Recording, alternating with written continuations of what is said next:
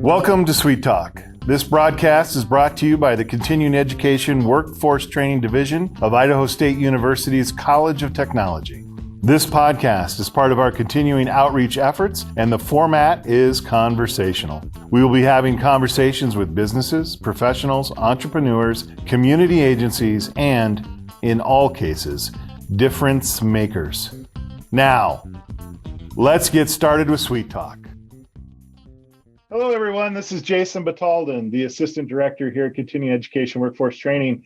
And thank you for joining us today for Sweet Talk. And today, Paul and Gary and Scott, but we'll introduce our guest here in a minute. But today's kind of a special episode, actually. This is our final episode for season 2. Woo! 2 seasons. Yeah, 2 seasons of podcast. I tell you what, we've caused some damage in the last 2 years and have managed to get away with it. So we're pretty proud of that. And the exciting thing about that, Paul, is that with our final episode of season 2, what that we're implying is that we're coming back with season 3. I don't think we could ever stop doing this. Initially when we started this, Gary was very hesitant, but I don't think he'd ever let us give it up now. No, I hope not. I hope not. We've got it down to a science now, Gary. We hardly waste any time at all now. Except at the beginning and the end.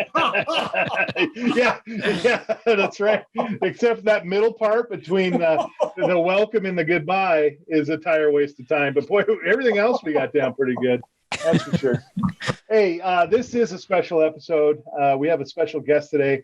And Gary, we just to let everyone know, we got Paul Dickey here and Gary Salazar, our director, and Paul is our apprenticeship program coordinator, as well as our video instructor, which means that all things technology that he is, or video and audio technology, Paul's the expert on. But so Gary, please, I'll kind of hand it over to you and kick it off and introduce our guest, and let's get our show rolling today. And so you get to say the magic words, Gary. Okay, everybody, welcome to our sweet podcast. Are those the magic words you're at? That's right. Okay, they are said, put forth. Thank you, Scott, Rasmussen. Everybody, we're really excited to welcome to the podcast our Dean Scott Rasmussen, who is the Dean of the College of Technology here at Idaho State University. And he's been very gracious in saying he'd come on board. He's cautioned me already that I have to stay within some bounds, otherwise he'll remember. So I will try to stay in the middle part of the road and let the other guys pull us in and out. Scott, welcome to Sweet Talk. We're glad to have you on board. By way of intro, there's not going to be much to this because I think we're going to get into some of it in our discussion, but you are currently looking forward to a retirement after, I think, 28 years here at Idaho State University, and you're finishing up as our dean. And I think that is just a tremendous tribute to you for having been here for that long with any organization. It has to begin somewhere, so I'd like to begin at that beginning. Yet before I go there, I just want to say I've had the pleasure of knowing you for the last 4 years. I got to know you when I came to apply for this position, and I'm very grateful for having that opportunity and getting to know you a little bit more. So thank you for that. Now, back down to the meat of this thing. 28 years, you had to start somewhere. You didn't just come in and be the dean. You came on board as an instructor, I think. Is that right? Yes. And what you came as instructor for what?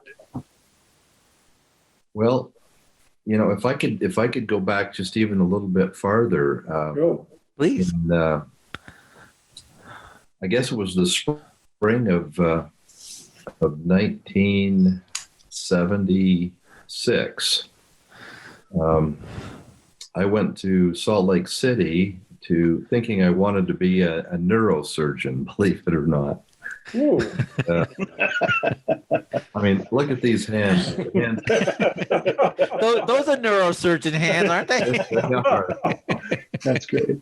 I went down thinking I could get into University of Utah, and quickly learned as a farm boy from Preston, Idaho, that I could not afford out-of-state tuition. So a friend of mine and I who was also interested in getting into the University of Utah, decided we'd go out to Utah Technical College, because we heard that if you took a quarter at the technical college and got a Utah driver's license, then, after 6 months or so, you could get residency, and then tuition would be much cheaper. So there you go. We went out there, and I looked at all of the courses being offered, and I thought, well, I'm kind of a geek, electronics sounds kind of fun. Maybe I'll give that a try, because take a semester of that, you can always use it somewhere in your life. So we both started in electronics in January of '76, and about mid-February, our instructor walked up and said, "Hey, what in the world are you two Preston boys doing down here in Salt Lake? Don't you know you've got the best electronics school in the nation right there at ISU?" Oh, wow. Really? And Wow. we said, "No, but we'll check into it." So we made a few phone calls, drove up to ISU, interviewed, and they said, "Well, if you'd like to start next week, you can." So we drove back to Salt Lake, got out of our apartment lease, packed up our stuff, moved to Pocatello, and I actually graduated from what is now our robotics and robotics and communication systems engineering technology. Back in my day, it was much simpler. It was electronic systems technology. There you go. It's actually a 78-year-old electronics program, and has really high merits across the nation. Our graduates go all over. But to make a long story short, I started there and got a degree in electronics, went to work for Union Pacific Railroad, and worked there as a microwave technician. Loved it. Loved hopping onto a snowcat at 2:00 in the morning in the middle of a blinding blizzard, driving to Kemmer, Wyoming, and going up the mountaintop, and fixing the repeater. And it was a fun life. But in 1992, I had an opportunity to come to ISU and teach, and that's when this whole thing began 28 years ago. So I have the College of Technology in my blood, clear back from the early 70s, when it gave me something that brought a great career to my family, and let us enjoy life. And I'm still the same geek at heart. I'd be happy up there at the top of the mountain working on microwave today. I don't know how I ended up here, but here we are, and that just goes to show that you just never know. So That's right. Neurosurgeon wannabe to a dean. My gosh, what a challenging career path that was. Awesome. So you came in as an instructor here at ISU. That was your first position. Was that right? I actually came in into the electronics program as a first-year instructor, and I taught first year for about 3 years, and then the gentleman who had actually taught me radio frequency, which is my first love, RF, we call it real fun. Okay, so go ahead, Scott. He decided he was going to retire, and so they actually made me interview with a group of my peers for that position, and I was named the new RF instructor. And I'm telling you, that was something, because those guys that had been teaching that for years were like the gods of radio frequency. So, oh my gosh, did you know anything about teaching at that point? I mean, you hadn't gone through a college of teaching. You were going from your experience, right? Yes, I'd never done any official teaching at university or school or anything. So, how was that first year? I did well.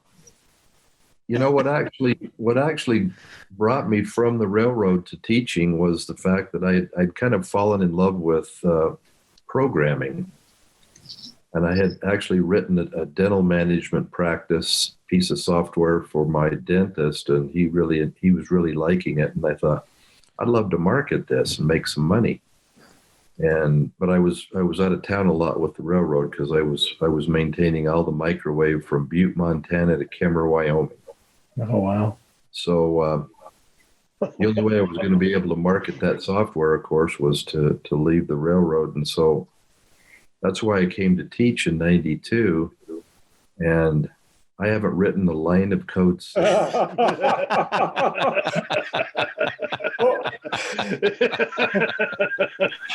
Not a line of code. What was that, Fortran? I mean, back in the 70s, that's when computer programming was just really getting started, wasn't it? Yes, when I went through, I actually took courses in Fortran and COBOL and all of that early language stuff. We should take a stack of punch cards down. Yeah. Don't drop those things. Yeah. 2 hours later, they'd bring us out a printout on a Decorator printer, that was huge. And yeah, but I actually wrote the software in something that was brand new at the time. It was called DBase. It was a big database management system that sort of was before its time, and had a lot of fun with that. But I'm telling you, to teach something that you think is way different than you can imagine when you get up. Yeah. So your first year was not only, trying to convert your knowledge of electronics into a curriculum. You had to get up and teach that stuff to other people. And students had to learn that. So you had a lot of challenges with that. That's amazing that you can come and walk in there, get into a classroom, and start teaching. But I'm guessing the passion that you had for that is what carried through with a lot of those students too. They wanted to be there. Yeah. That's one of the beauties of the College of Technology, is that we hire faculty who have been out there and done it. They've been there. They know the tips and tricks, so to speak. And they can provide so much more understanding and so much more excitement about the field they're teaching, just because they've actually been out and done it, and you can't get that from a textbook. No, you're right. You're absolutely right. How long were you doing the instructorship before you moved towards the chair position? Well, I taught for 8 years, and at that point in time, they had named an interim department chair who served for a couple of years and then retired. So the position was open, and I had found that I was spending a lot of my summers anyway down working in the lab, and I don't know what got into my head, but I thought this thought, if I'm working year round, I might as well get paid year round. So. And that was the beginning of the demise, right? That was the beginning of the end, right? It always comes down to money. So right. Did you have to go through another process of being interviewed for being a chair then as well? You had to compete for that? I did. I interviewed for department chair. And unlike other colleges in the university, at the College of Technology, department chair positions are purely an administrative position. They did let me teach one class for a few years, but it was a position I had to apply for, interview for, and became the department chair, I think, in 2000. And it was relatively new, a new position for our department. We had, I think, 6 electronics programs at the time, and we'd actually been underneath a different department up until that point in time when my predecessor took over for a couple of years as the interim chair, and then I was named chair, and we've had one ever since. So, my gosh, you brought up an interesting point about what those do. So you had another transition challenge there, because you've been an instructor now for 8 some years. Now you're converting over to be a chair, which is more of an administrative position. You had to learn that from the ground up also, didn't you? What were your challenges there? That was a very unique and interesting challenge because, you remember the old biblical quote, a prophet is without honor in his own land. Yeah. when you've come up through the ranks and suddenly you're named, the boss of those people, it's an interesting challenge, and one that I found quite invigorating, actually, because the electronics department was fairly unknown, throughout the college at the time. And, it was sort of my goal in the beginning to raise the level of how people saw the electronics department, and really get people to get to know other people in the college. And we did a lot of things to really instigate this whole idea of working together and intercollegiate, interprogram opportunities. And so I really saw that as a fun challenge, and that kind of got my blood flowing and helped me through those days when, some of my former peers would look at me and say, you may have that name in title, but it's only in name, dude. You've got to earn respect. So it was fun. Oh, Scott, while you were doing all that, did you ever look back at the railroad, the Union Pacific Railroad job, or back to, hey, I wish I was still at Utah, going towards some other place? I mean, you've taken off on a pretty good career trajectory at that point, but did you ever look back and go, I still wish I could do some of that, or were you set? I mean, it sounds like you were beginning to create some vision for the road ahead. Every May, when I saw all those faculty walk out the door and go home for the summer, I thought, I have made a giant mistake. June and July and August, the 3 top reasons to be a teacher, right? I actually missed the freedom of my job at Union Pacific, because, to hop in a truck and head off to Montana in the springtime when everything's green and beautiful, and be up there on the tops of the mountains with the deer and elk. And I mean, that was one of those things that I missed a great deal also. But there was always something in me that made me restless after a couple of years or something. I had to go for something new and exciting. And so I may have looked back on, with some longing to those previous positions, but I was pretty excited about what I was doing, and it's really been invigorating and fun over the years. Yeah. When did the STEC phenomena happen that you were so much a part of? Was that when you were a chair? I was, and interestingly enough, at that point in time, there were electronics, very highly touted electronics programs across the nation that were closing because of low enrollment.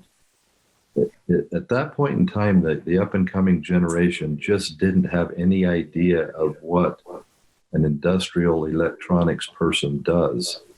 It was the advent of the cell phone, the throwaway world. You buy something, when it breaks, you throw it away, you don't fix it.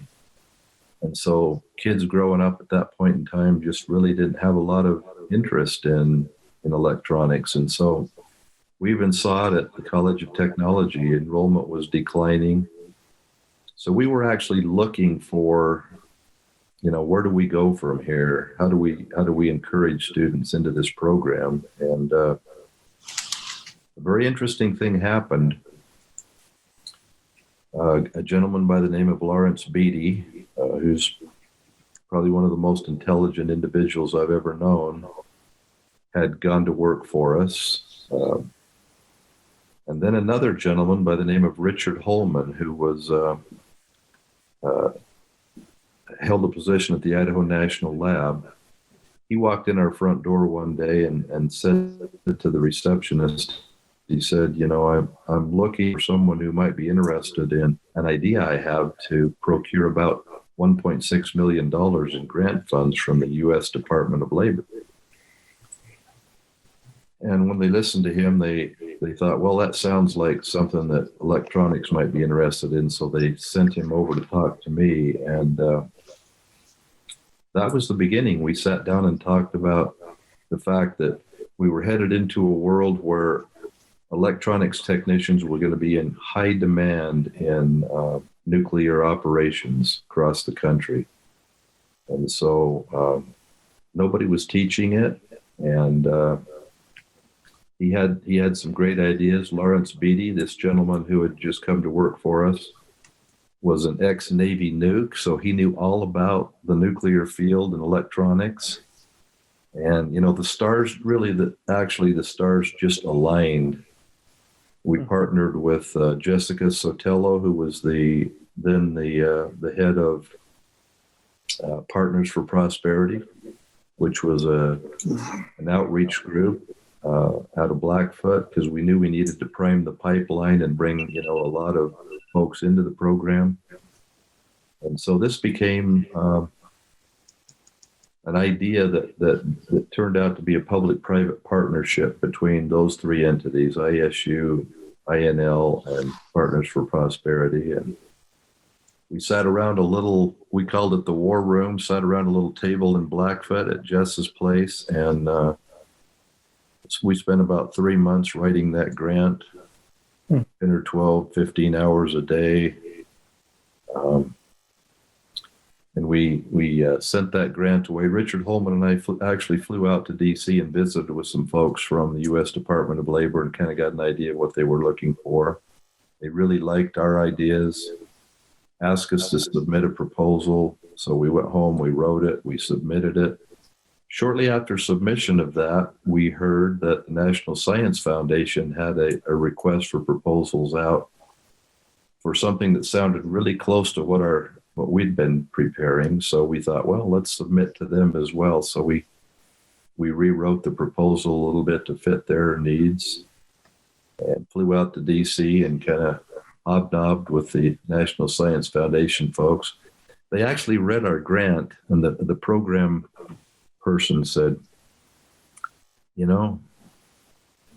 we think we really love your idea, but what you're saying in this paper, you got to rewrite. You got to tell us exactly what you're going to do and what you're going to do with our money to make it happen.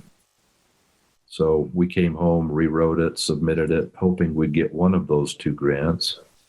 And lo and behold, within about 2 weeks of each other, we got notice that we had received both grants for a total of about $2.6 million. Pretty cool. Nice. So Pretty that cool. was the beginning. So you got the money for that. Then you had to start somewhere with building the vision of STEC and making that come about. So you hire people, more equipment. I mean, there's a period of time when you were starting it. You were developing it. You're putting blocks on top of blocks. What was that like? You were still a chair during that period, right? Well, when we got the grant, I was one of the co-PIs along with Richard and Jess and Lawrence. And interestingly enough, the grant proposal, we had named a location on campus which they were going to close, which was the cafeteria over in the dorm. And during the process of writing the grant and getting approvals and everything, ISU made a decision they were going to keep that area open as a cafeteria. So when we actually got the grant, we had no home. We had no space. And so it became very difficult to try to figure out where we were going to build this phenomenal lab with the vision of Lawrence Beatty and Richard Holman, Navy nukes that really knew how to do this nuclear training. And we looked at probably 6 or 8 places across ISU's campus, and none of them really had what they call slab on grade, where we could put heavy equipment and things like that. So in the end, we applied enough pressure on ISU that they finally said, look, if you want to move forward, we're going to have to just move programs out of the building that ESTEC now is in and rebuild that building from scratch. So we actually tore everything out. You could stand at the front door of the ESTEC building and you could look and see right out the back window. I mean, everything. The thing was gutted. It's cool. So what you see there now is actually the culmination of the vision of these guys that really knew what they were doing. And I'll just be quite honest. I was just lucky enough to be along for the ride because those guys had amazing vision and understanding. And the only purpose I served really was to pull them off the 50,000 foot level down to something that we could actually accomplish. There you go. Right. Sometimes that's what it takes. Wow. It was a big ride. What a great project to have been a part of, and look what's happened to STEC now with the national recognition, the reach, and the people who are coming out of there. What a cool project to have seen, and it's not stopped. It's just keeping on growing. Okay, but you have never stopped being a fan of STEC when you became the dean, right? I mean, it's still part of you. That's the electronics you started with. That's grown. But you made another transition. Why would you leave such a great project like STEC and then go, I want to become dean? What prompted that? Well, EdTech had grown immensely in those 6 or so early years. I was the executive director, and Lawrence Beatty was the person writing the curriculum and doing all of that. Richard Holman was the individual out there working with the Idaho National Lab and other companies across the nation. And our current dean at the time had some health issues and needed to take some time off. And they looked everywhere where they could think of to find somebody to serve as a acting dean. They couldn't find anybody, so they said, well, Scott, would you mind doing it? So I got to spend about 6 months, probably about a semester, as what they called at the time acting dean. So that's when I learned how to act like a dean. That must have been a challenge. Another different challenge for you, because now instead of working with the electronics experts, now you're working with the other deans around the university. You're working with the administration. Another learning process, another growth process for you as the interim dean. I mean, did you ever feel like that was too much, or were you excited to be there? I mean, how did that play in your mind? Were you ready to go back to Union Pacific at that point? How was it? Every day I felt like it was. Oh my gosh. I was acting dean for about 6 months, and then they named me interim dean. So I was actually the interim dean for about a year. And then the president called me in one day and said, look, we need to make a decision. Either we're going to do a national search or we're going to name you dean. Are you interested? And I'd actually just interviewed for a position at ITech in Idaho Falls and been offered a position up there as a vice president. And so when our president at ISU called me in, I was able to say, well, I've got a pretty good offer up there. And he said, well, we're interested in keeping you, but I need to know how your faculty feel about it. So he actually called a meeting. I'll never forget this. He called a meeting for all the faculty, kind of like we do now for our all school meeting. And he got everybody in there, dismissed me from the room. And ask everybody how they would feel if he named me the dean. So I guess there was quite a bit of discussion, but it turned out in my favor, and they did name me dean. And so that's how it all began in this position that I'm in now. My God, I didn't know that. That's extraordinary. I mean, to bring everybody together like that. Well, I don't have a PhD. I have a master's degree, which I both my baccalaureate degree and my master's degree I earned after I went to work for Union Pacific. I came back and continued my education. So there was a lot of folks who felt that not having a PhD might be against the college in terms of me being able to rub shoulders with a bunch of PhD deans and make things happen. And so I had some of that to overcome. The thing I think I did have going for me, though, was a pretty good track record with EzTech, and I had developed pretty good relationships across the college. I love the people in the college. You won't find better people anywhere at the university than in the College of Tech, and they're all there because they want to be there and they want to give back, and they love students. They want to see students succeed, and so I felt like my industry experience in a College of Technology was more vital, really, than a PhD, and I think that's proven to be true over the years. It certainly seems so, and it seems like that success is multiplied or leveraged every time you go to another step, and certainly the relationships that you build, the ability to get along with people, that's a part of you, Scott, has been a key to one of your many successes. Hey, we're running a little bit short on time, so I don't want to miss out on, I think, what is a really huge part of your achievements, and that's the Ames Complex. Congratulations, by the way, on the recent groundbreaking of the Ames Complex. What another wonderful accomplishment for you to have seen, to envisioned, and then in itself, it must have had 1,000 challenges that you've had to work through to get to that groundbreaking. So congratulations on that. But I mean, where did that vision initially come from for that magnificent building that's up on the hill? Well, that vision came from an opportunity that, once again, the president and the provost gave me to have a look at some space that was coming available in what was then the RISE facility. A number of researchers had just left the building. There was quite a bit of high bay space available, and that was just perfect for the types of programs we've moved in there. Our auto mechanics programs, our auto collision repair, and our diesel and on-site power programs were all in facilities that were subpar.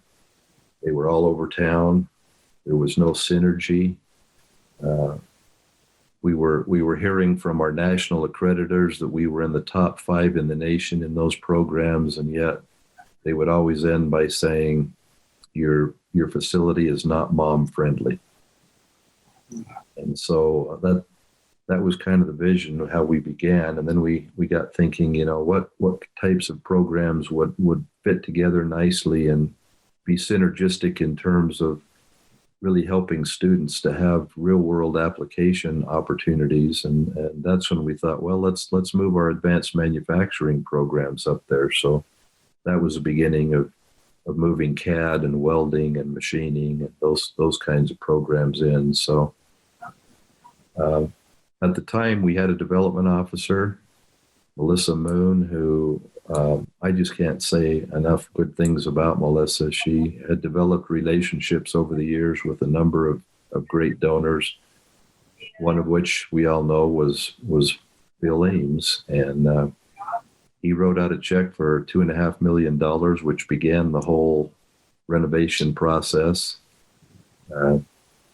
Since then, we've raised, primarily Melissa, with all of the village helping her, has raised closer to $7.5 million now towards the Ames Complex. So it's been an unbelievable, successful opportunity for us in terms of going out and working with business and industry and getting large donations. That's been really, really cool. But the real cool part of it is now students who are parts of programs that are premier programs across the state, region, and nation are now combined together under one roof where, they can work together and really simulate situations that are real world. And now we have premier programs in premier facilities. And that's, this is just the beginning. We're renovating a big space for our nursing program now. It's going to bring it state of the art. We'll have a human simulations lab that'll be second to none. And we'll be able to do training with business and industry across town with human simulation. And I mean, it's the beginning, I think, of a movement where we're seeing that, the world is suddenly saying, what's the biggest bang for my buck in higher ed? And they're seeing that career and technical education is just that. In a short amount of time, you can get a great education and go out and do phenomenal things, make great money, be at the cutting edge of technology. And so with that limelight placed upon us and these opportunities for great new facilities, I think the College of Technology has nothing but really great opportunities in the future. Yeah, absolutely. It seems as I try to look back over the things you've talked about here in this past half hour, every time you had a challenge or something, there was some opportunity there that has come out and been realized as something really neat. And maybe if you could take a minute, I mean, what do you see as future challenges ahead? Because if that is true, if challenge provides opportunity, what challenges are you seeing as you think about leaving this fantastic institution that you've built? What challenges are ahead for that college and university family that's following behind you? Well, they're probably going to get a new leader that's going to be way more amazing than I've been. So I think it's a very bright future. But higher ed in general, including the College of Technology, is facing a situation where up-and-coming students now are realizing that they can get a great education online. Think about the education you can get just from YouTube or podcasts. The opportunities are out there. So we have to be able to offer something, I think, that adds value to what they can just get online. And I think College of Technology is perfectly placed to be able to do that, because what they get when they come here is not just the theoretical stuff that you can get online or out of a textbook, but they're getting someone standing in front of them who's been in industry, who understands it, who has great stories to tell, who can teach them tricks, who can motivate them about the exciting things that are happening. And, I think that's really the big ticket item that sells the College of Tech. Yeah, absolutely. Scott, we're going to be wrapping things up here, but, I don't think I'd be true to this unless I said it. Do you have any last words? Remember what we talked about when I posed, would you like to do this? This is a podcast that's going to be audio as well as video, and it's going to go out there. So there will likely be people from the university looking at this. There may be business students looking at this, but there'll be others who are looking for what can I do and where can I go?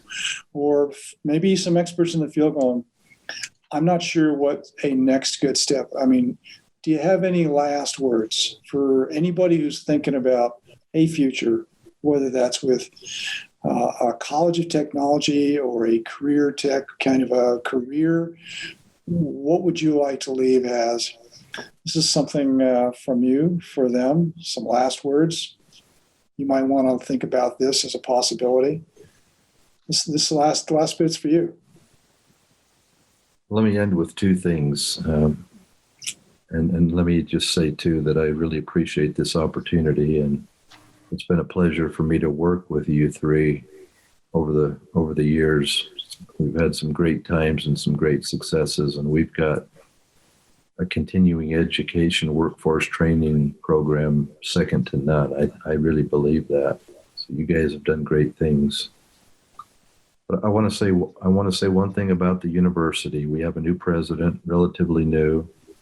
We have most of the deans are relatively new within the past year or two, and I have to say that the current leadership at Idaho State University, the deans have been amazing to work with. They're phenomenal people, and I really see bright opportunities ahead for Idaho State University. For a person who may be thinking about what they want to do or how to get good education, I think I would encourage them to ask themselves a couple of questions. One is, what is it that I really love to do, and what is it that I can make some great money at? Am I gonna spend my educational dollar and not have a job when I graduate? I really love it when I get a chance to talk to prospective students and they say, well, am I going to get a job when I graduate from this electronics program or this nursing program or this whatever? And I can say, well, let me just show you the past 20 years, 97% placement rate. How do you beat that? Secondly, how much money are you going to invest in this? Well, I'm going to invest only a couple of years worth of tuition as compared with a lot more if you go for a baccalaureate degree. So you can graduate with a lot less debt, if any. You can go to work for a high-tech, high-wage company, and then they'll pay you to continue your education. They'll pay you to come back and get your bachelor's degree or your master's degree or your PhD. So, bang for the buck, especially for parents as they look at sending their kids to get higher education. How do you beat that? And if you're a student who loves hands-on learning, who loves to learn by doing, you're going to spend 3 hours a day, 5 days a week for 2 years in the laboratory doing just what you're going to do when you graduate. How exciting is that? So I could talk for another 2 hours about the excitement of CTE. There's no doubt about it. But those would be my parting words, I guess. And those are great words. Thank you very much, Scott. Hey, I want to say thank you to our dean, Scott Rasmussen, who's been just a fabulous gentleman, taking the time to talk with us today. This is it's a remarkable story of growth and success and leadership, and his work has impacted a lot of people, from students who've come years ago in the classroom to those who've molded while he was a chair, and then those who've been beneficiaries of the work he's done in STEC and in the Ames and the programs that have come underneath him. So he spurred success. Obvious evidentiary success that you can go touch, but that success, everybody, we all know that goes generations. It gets passed on. Students become teachers and they pass on those lessons they've learned. People who develop, donations and relationships, they parlay those into other successes that put food on the table for families who need it, and they create tremendous careers. So he's a man of tremendous persistence. I think you've seen that. Tremendous character, and he's been instrumental in the growth of not only the College of Technology, but the growth of this very fine university. So thank you, Scott, for joining us. I hope our audience has learned a little bit more about this. And if you have any questions, check us out at cetrain.isu.edu. We have a lot of things that you can check into with blogs and newsletters. If you have some questions, let us know. If you'd like us to do something, tell us. So whatever you like, we want to see more of that. Thanks again, Scott. And thank you to the audience for joining us at Sweet Talk. Right on. Thank you. Thank you, Scott. Thank you. Yeah, that was wonderful. Thank you.